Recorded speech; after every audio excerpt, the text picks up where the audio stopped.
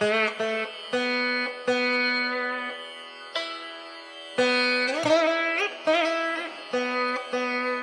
world's largest astrological community. A complete astrological solution and research center in India. Tamil, Telugu, Malayalam and Sanskrit.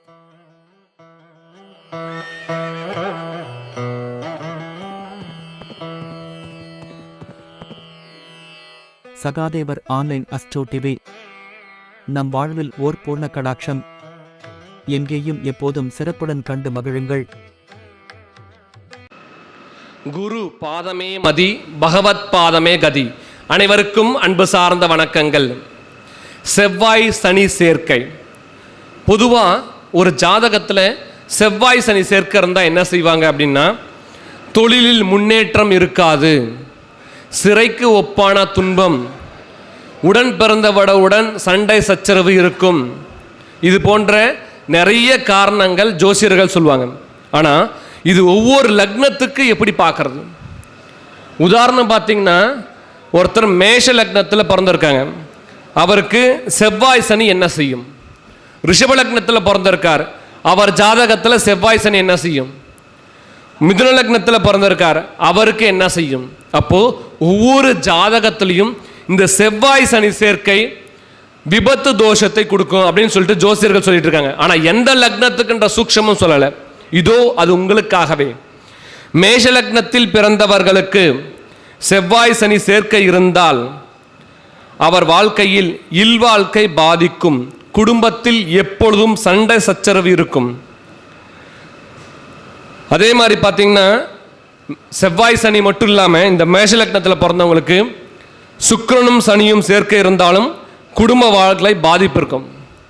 இவங்க என்ன செய்யணும் அப்படின்னு பார்த்தீங்கன்னா, சூரியனுக்குண்டான தானமும் குருவுக்குண்டான பிரீத்தியும் பண்ண வாழ்க்கையில் மேன்மை அடைவார்கள். சண்டை சச்சரவு குறைய ஆரம்பிக்கும்.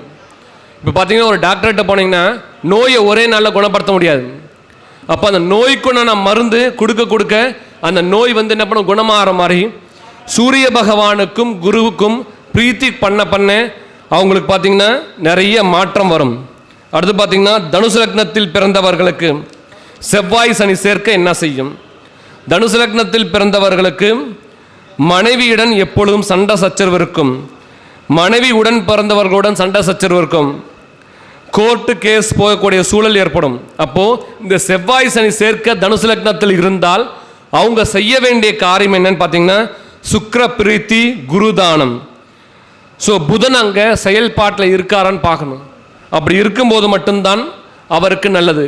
இந்த தனுசு லக்னத்தில் பிறந்தவர்களுக்கு எப்போவே பார்த்தீங்கன்னா செவ்வாய் சனி சேர்க்கை மறைந்திருந்தால் அவர் வாழ்க்கையில் மேன்மை அடைவார். அடுத்து பார்த்தீங்கன்னா, மீன லக்னத்தில் பிறந்தவர்களுக்கு செவ்வாய் சனி சேர்க்கை எப்படி இருக்குன்னு பார்த்தீங்கன்னா, இளைய சகோதரர்களால் பாதிப்பு ஏற்படும், வேலையில் திண்டாட்டம் வரும். இப்போ பார்த்தீங்கன்னா, ஒரு வேலை கிடச்சிச்சு, அந்த வேலை கிடச்ச உடனே அவர் வேலைக்கு போவார். அது அடுத்த இன்னொரு வேலை கிடச்சப்பறம் தான் போகணும். இந்த வேலையை விட அடுத்த வேலை வருதுன்னு சொல்லிட்டு இருக்கிற வேலையை விட்டுட்டு போனால் வாழ்க்கையில் முன்னேற்றம் குறைவாக இருக்கும். தாய் மாமன் உறவுகளால் பாதிப்பு வரும். ஒரு ஜாதகத்தில் செவ்வாய் சனிக்கு இவ்வளோ டீட்டெயில் இருக்குது. அப்போது களத்திர ஸ்தானத்தில் செவ்வாய் சனி இருந்தால் மட்டும்தான் தோஷம். ஸோ ஒரு ஜாதகத்தில் ஒவ்வொரு லக்னம் வயசு எப்படி இருந்தாலும் செவ்வாய் சனி பாதிப்பு இருக்குன்றது நம்ம தெரிஞ்சுக்கணும். ஸோ மீன லக்னத்தில் பிறந்தவர்களுக்கு புதன் சுக்கிரன் பார்த்தீங்கன்னா செவ்வாய் சனி தோஷத்தை கொடுப்பார். புதன் சுக்கிரன் மட்டும் இல்லாமல் குருவும் புதன் சேர்க்கிறதாலையும் இந்த நெகட்டிவ் எனர்ஜி கொடுப்பார். அப்போ இந்த விடுபடணும் என்ன செய்யணும் பார்த்தீங்கன்னா, புதனுக்குண்டான தானம், சுக்கிரனுக்குண்டான பிரீத்தி. இந்த தானம் பிரீத்தி எப்படி செய்கிறது? புதன்னா என்னது எல்லாருக்கும் தெரியும். புதன்னா அவர் வித்யாகாரகன்.